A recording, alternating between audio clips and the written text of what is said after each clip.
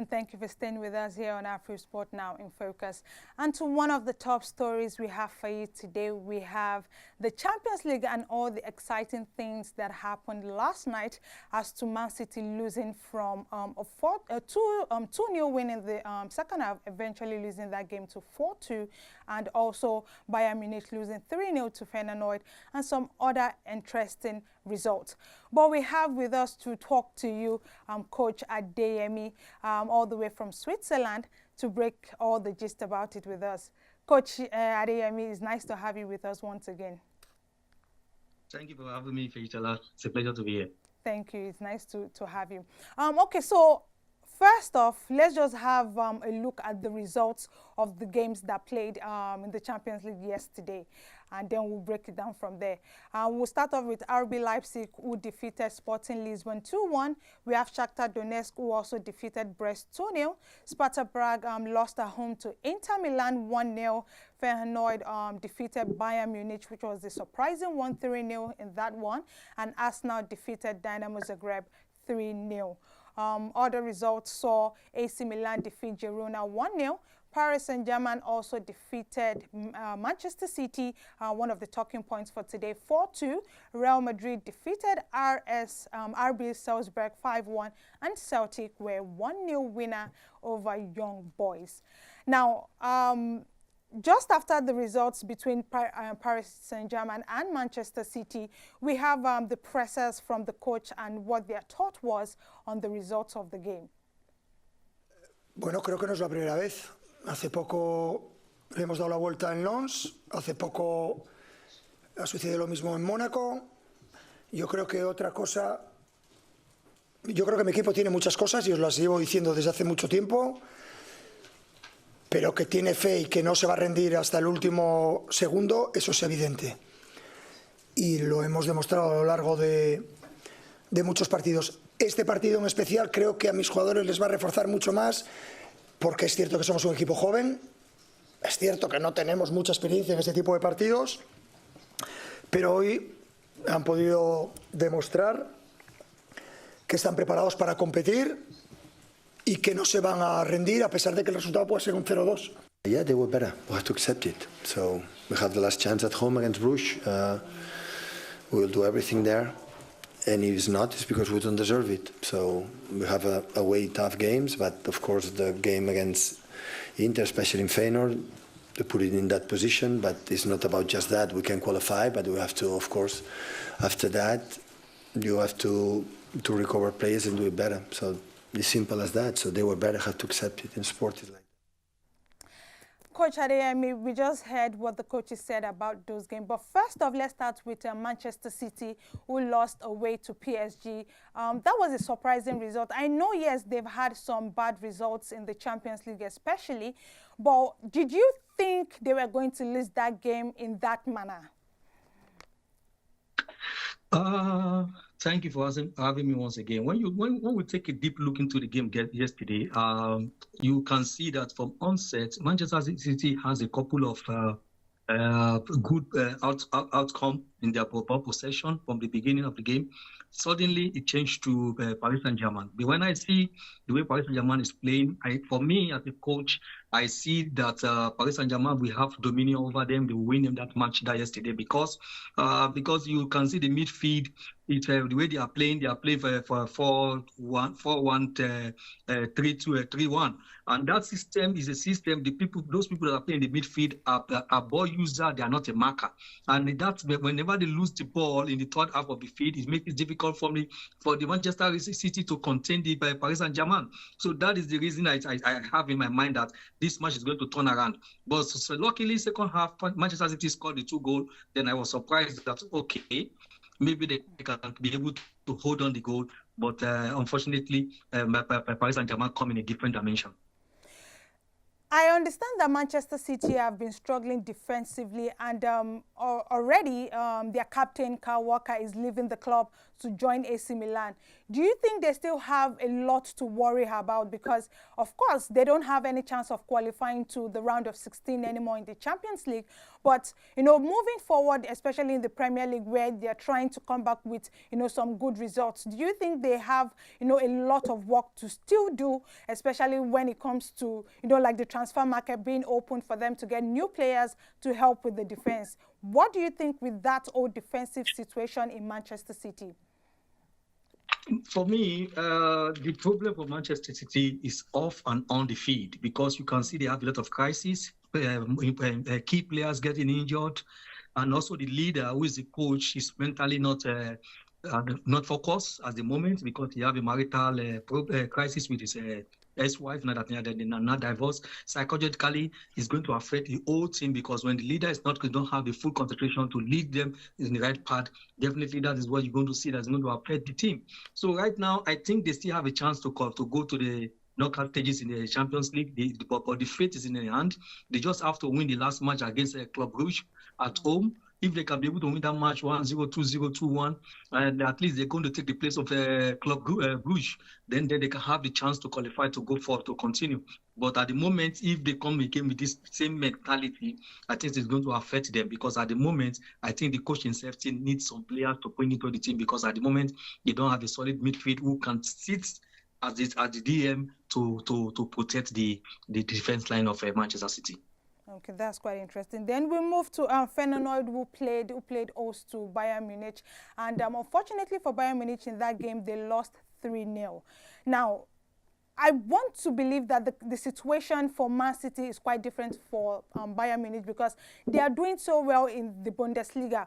But in the Champions League, they've, you know, somehow struggled. And yes, maybe they've sealed the position. They are in the 15th place at the moment, which means they have the chance of qualifying to the round of 16. But losing that game, what did you think of it? Nobody can. So many people, even myself, I never believed that Bayern Munich is going to lose 3-0 against their last opponent in Holland there, because what I felt is like when it was come to us, they're going to get draw there or win that match. But unfortunately, they lost the match. But we should not forget the Holland teams. There are teams that they are also well known when it comes to world football, because they are always difficult team to win. But winning Bayern Munich 3-0 yesterday, for me, it's a big surprise to me, because I never expected it coming. Do they have, okay, looking at their coach now, because I know Vincent Kompany probably doesn't have much experience when it comes to coaching a team in the Champions League. In fact, even coaching a team in any league apart from, you know, the local leagues in England. But do you think he has what it takes to get this team to not just qualify just through to the round of 16, but even do better and get to the last gap of the competition? When we talk about experience does not. Nobody is born with experience. We always want to learn from one thing, from one job to the next job. Then the more we go, the more we train, the more we go into that same profession, the more experience we gather in that profession of us. For me, right now, I think now, if he's a good learner, I think in life we learn to unlearn to relearn. If he's a good learner, then he's going to relearn from his mistake, and he will look at what he has been doing that is not right. He will sit down with his the coaching crew and to be able to see how they can change the dynamic of the team. Maybe the tactic they are playing is not well okay. Maybe the player they are using is not well okay. They have to think. They have to sit together and find a way to bring Bayern Munich back to what they used to be. You know, but I think at the moment the coach is doing well in the league. I think from that motivation can also lead him to go further in the Champions League, because I believe that learning takes a process, and I believe it's learning gradually. Real Madrid annihilated Salzburg yesterday 5-1, and of course Mbappe was on the score sheet. Vinicius Junior scored 2 also. But looking at that Real Madrid side, they are currently 16th on the table, which means they still probably have to wait till the next game to eventually seal that round of 16 spot. But Real Madrid have struggled a little bit this season, and as you can see, they currently have 12 points on the table. They've won just 4 and lost 3 of the games. What do you think of that game yesterday between Real Madrid and Salzburg? The game yesterday, I expected Real Madrid to dominate the game and also to win the game. Then, and I think they deserve that result. But one thing we just have to look into is this: the Real Madrid problem at the moment is they have less players that committed after without the ball. With the ball, they are perfectly okay. Without the ball, they do very less. That is why they lose to Bayern Munich, to Barcelona in the cup final. So the moment the coach can find the way to talk to the players to give their best, to give more without the ball, I think Real Madrid is still the same Real Madrid because they have the capacity to dominate any team in the world. But unfortunately, when they are playing against some of the big teams, they find it difficult to win their best without the ball. And I believe that the coach has seen those mistakes. He have to work on them and find a way to motivate the boys so that the guys, they can give it all. Before we go on a short break, Kylian Mbappe in particular was moved to the center. Do you think he's perfectly fitted in the center or on the wings where he has played more years in PSG playing on the wings? Do you think he perfectly suited that center forward for Real Madrid? At the moment, because of the expectation on him, that is why we are not seeing the best out of him, because in that position in the center forward. Because normally, as you said, his best position is in left side, but now they shift him to the right, the center forward. He's still trying to adapt to that position to be able to know how to run in a dynamic way, when to run without the ball, because without the ball is more important as a striker. The best position for him could have been in the left-hand side, but he has a very good driver now that they cannot forfeit that position for him. So, but for me, I think gradually he's getting his blend in that striker position. Okay, we'll go on a short break and return with more news or more stories to talk about in the Europa League. Stay with us.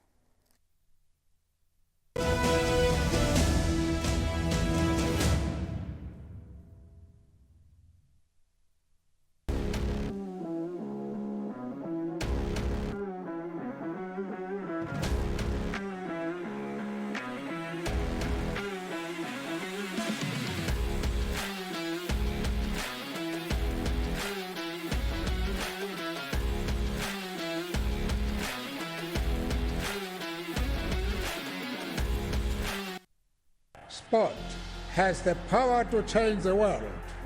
It has the power to inspire. It has the power to unite people. It speaks to youth in a language they understand. It laughs in the face of all types of discrimination. Sport can create hope where once there was only despair.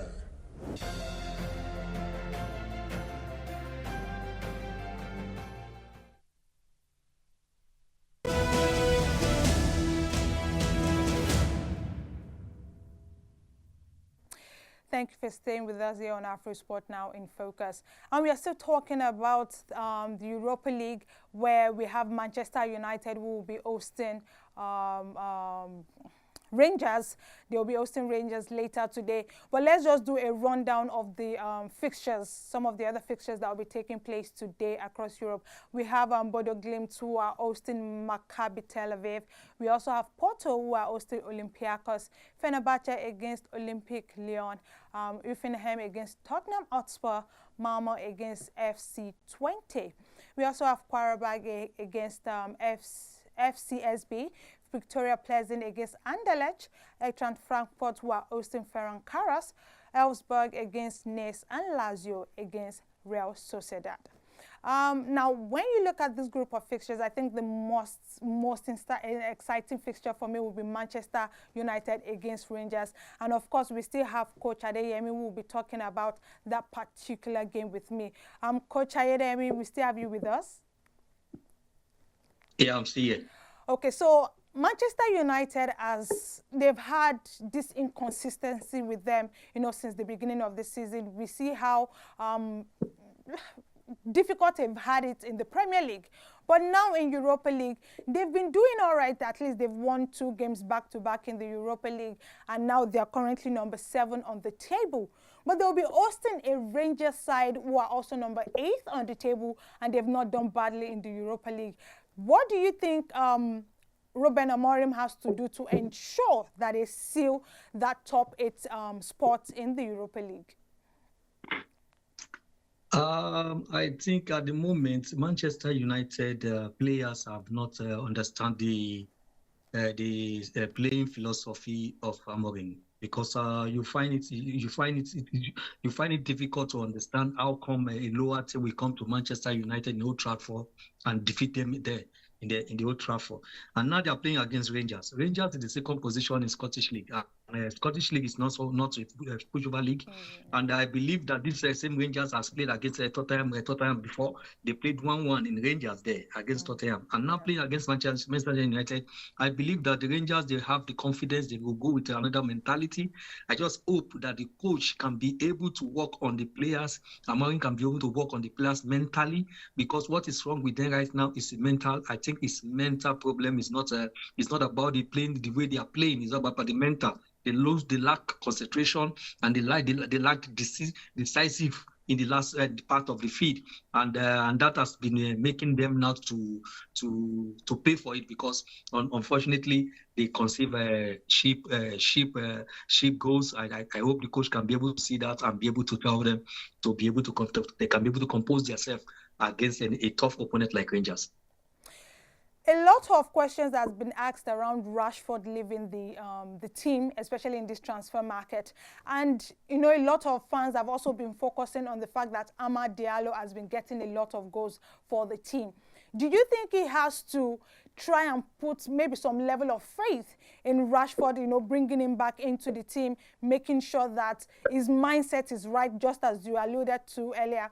What level of work does he have to do on Rashford to get him scoring again, playing again as he used to, you know, as at even last season? To be honest with you, Rashford, I said it here on your program here, that Rashford is a very special son. The kid is a special kid that need a lot of personal motivation, that you can be able to talk to him, so I can be able to bring the best out of him.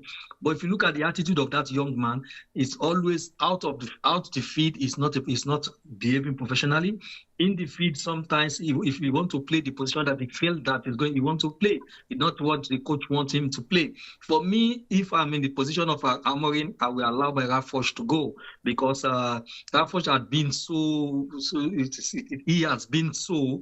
When Mourinho was there, he put Mourinho into problem. They sacked Mourinho. Other coaches that come through, they have the same problem with Rashford. I think this is time for them to allow him to go, so that the coach can be able to use the money to buy another player that will suit his style of play. For me, I think it's time for Rashford to leave. I don't even think I will encourage the coach to play him today. I've been a bit concerned about their captain, Bruno Fernandes, and I think he hasn't actually stepped up, you know, to captain the team, because there are some decisions himself has made that I don't think has favored the team in any way. But do you think in this particular game, because this will be a chance for them to seal that top spot in the Europa League, do you think he has a lot of work to not just be the captain, but to step up when the team needs him? When you look into that young man, that Fernando, he's a player that when he's not seeing the kind of player that he wants to see on the field of play, he loses motivation. You see the body language when they lose the ball, when they don't give the ball to him. You see that he believes that he's the player that are playing with him. They are not capable enough to play in that team. So until the coach he's a Portuguese guy, the coach have to speak to him in his language that he can understand, that he can be able to see the players, other players like himself. He should not see himself above the other player. That is what is affecting him at the moment. I think he's a fantastic player. He can be a team player if he really humble himself to play for the team. But at the moment, it's not psychologically, it's not happy with the team. It's not happy with him in general. So the coach have a lot of work to do to know the way to motivate him again. Before I let you go, What do you think is possible result from this game? It will be very difficult for me to predict because we have a Nigeria international, Denzel. He scored a trick in last weekend for his team. And the team is doing very fantastic well. Manchester right now has not get a good couple of results in the past. I think right now, if everything works together for good for Manchester, I think Manchester is going to beat them in no transfer. They're 2-0 or 2-1. But if it not go the way their way, then they are going to lose in no transfer 2-1 or 1-0. All right. Thank you so much, Coach Adeyemi Adedeji. It's always nice to have you with us on the show. It's always a pleasure to be here. Thank you for having me. And that's the much we can take.